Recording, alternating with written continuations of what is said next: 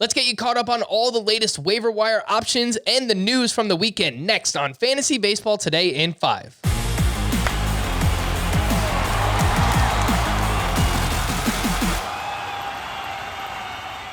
Welcome into FBT in 5. As always, make sure to follow and stream us on Spotify. Today is Monday, May 31st. Happy Memorial Day. I am Frank Stanfield, joined by Scott White, and let's take a look at Tyler ONeal. First and foremost, he has 7 hits in 4 games since returning from the IL, including 3 home runs. He's now up to 11 homers and 4 steals on the season. Scott, he is 58% rostered. Is he a must-add outfielder?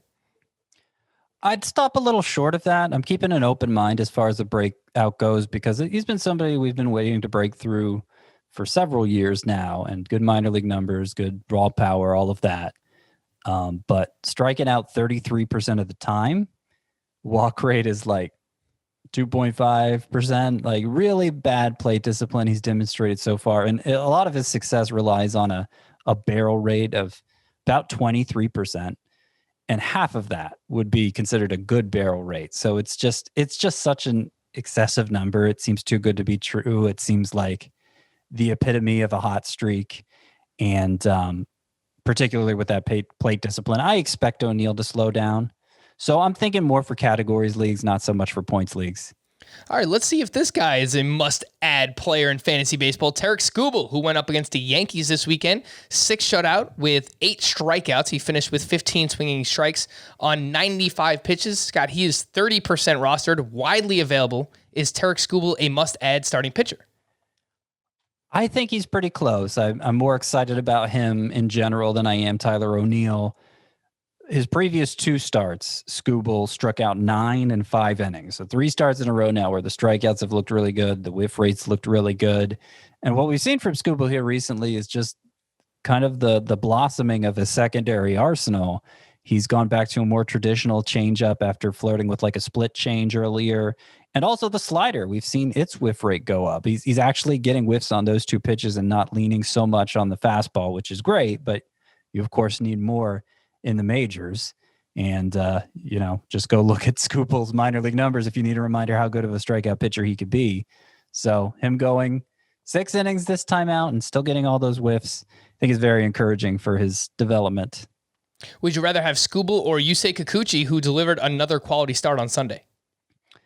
Yeah, so I think Kikuchi, and obviously he's more developed than Skubal, which is part of the reason for that, but last 6 starts for Kikuchi, 2.77 ERA. First of all of them are quality starts.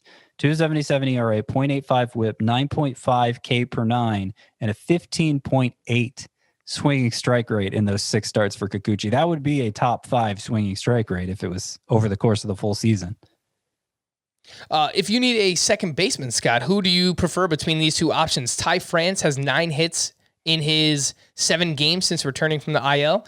Or Nick Madrigal, who has multiple hits in 4 of his last 6 games?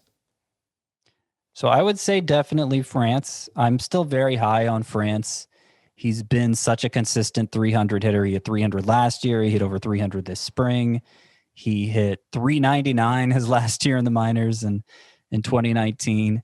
And he was batting over 300 through late April. And then he got hit by a pitch in the forearm. Played through it for several weeks, but really that marked the point when his numbers collapsed. And so there's clear correlation there that I think would suggest causation. And he's come back, and so far he's batting 300 again. So what do you know?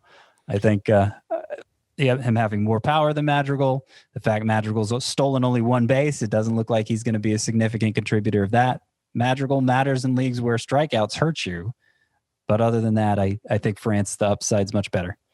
Let's wrap up with Mike Zunino, Scott. He went 2 for 4 with his 12th home run on Sunday. He is mashing this year. He's 53% rostered. Would you drop someone like Gary Sanchez, Mitch Garver, or James McCann for Mike Zunino in a 1-catcher league?